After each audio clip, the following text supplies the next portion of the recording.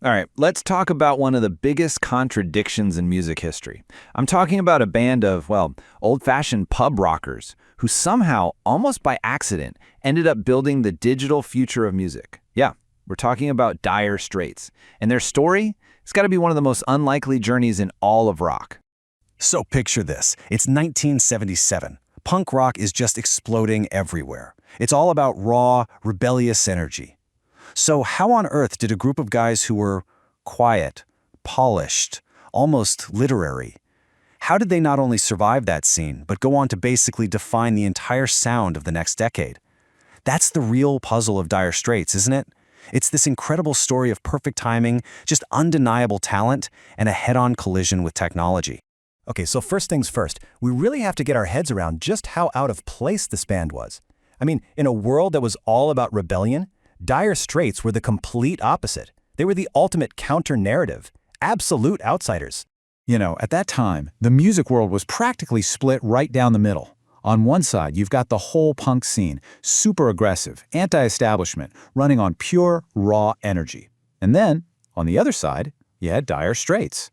They were all about clean production, Mark Knopfler's incredibly detailed guitar playing, and lyrics that felt more like little short stories than your typical rock anthems. They were a complete and total anomaly. It just didn't make sense. And really, their backgrounds tell you everything you need to know. The leader, Mark Knopfler, he was an English teacher. His brother, David, was a social worker. Their bassist, John Ilsley, was a timber broker. I mean, come on, these were not rebellious kids living on the edge. They were working professionals who just so happened to be absolutely brilliant musicians. Even their name, Dire Straits, came from a friend who was just making a dry joke about how broke they were. And their rise to fame was, well, it was unbelievably fast. They literally formed in March of '77. By July, they had a demo tape, which, by the way, got rejected at first. But then, a DJ on DBC radio got his hands on one song, Sultans of Swing. And just that one track created such a massive buzz that by December of that same year, they had a major record deal. We're talking less than a year to go from absolute unknowns to the big leagues. It was a whirlwind. And that brings us to their peak. Because this band of old-school traditionalists, they were about to become the poster boys for a massive technological revolution in music. And the crazy part is, it seems like it was almost entirely by accident. So let's talk about their 1985 album, Brothers in Arms. This thing was a technological landmark. It was one of the very first albums ever to be recorded, mixed, and mastered completely digitally. If you actually bought the CD back in the day, you'd see this little DDD symbol on the back. That stood for digital, digital, digital. And it was a promise, right? It promised this pristine, crystal clear sound that for most people was unlike anything they'd ever heard come out of their speakers. And you know what? That sound quality, it changed everything. Brothers in Arms became the first album in history to sell over 1 million copies on this brand new format, the compact disc. So it wasn't just a hit album. No. It was the album that sold the entire world on the idea of the CD. It was the system seller. The success was, it was just staggering. We're talking 14 weeks at #1 in the UK, 9 weeks at #1 in the US, and get this, an unbelievable 34 weeks at the top of the charts in Australia. It sold over 30 million copies worldwide, making it one of the best-selling albums of all time. This wasn't just a hit record, it was a full-blown global phenomenon. But here's the crazy twist. Mark Knopfler himself, he called the whole thing a sheer fluke. He figured the album just got lucky, coming out at the exact moment that CD players were finally becoming affordable for regular people. Suddenly, every single electronics store on the planet was using Brothers in Arms to show off how great their new hi-fi system sounded.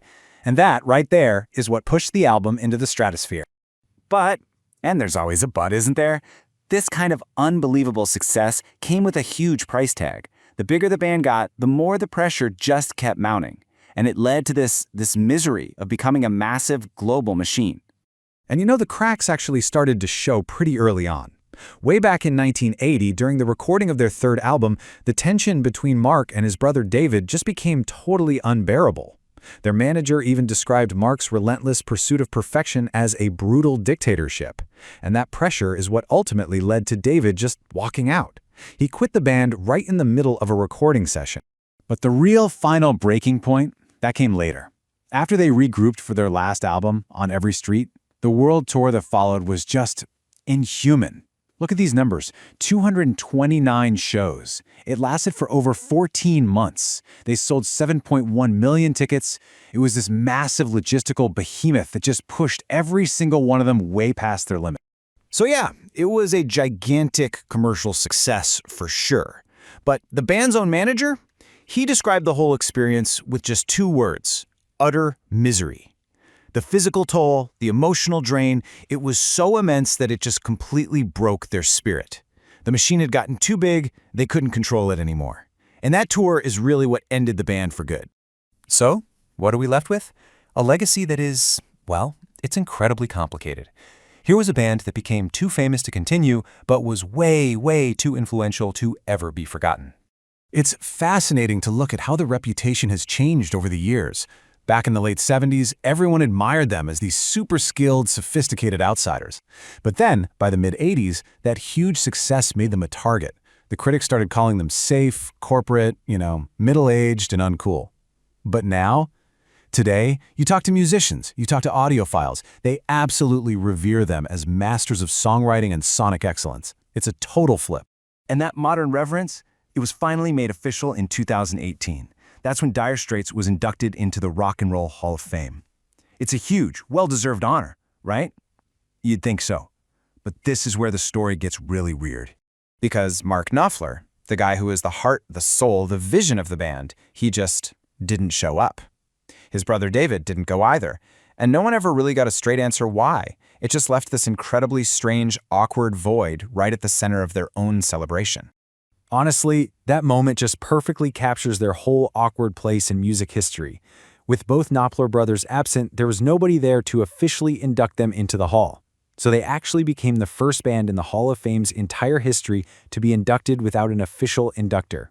Their bassist, John Ilsley, had to get up on stage and basically introduce his own band.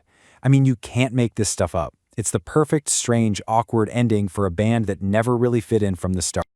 So in the end, the story of Dire Straits really leaves us with one big question. What is the true cost of success when your art turns into a global machine?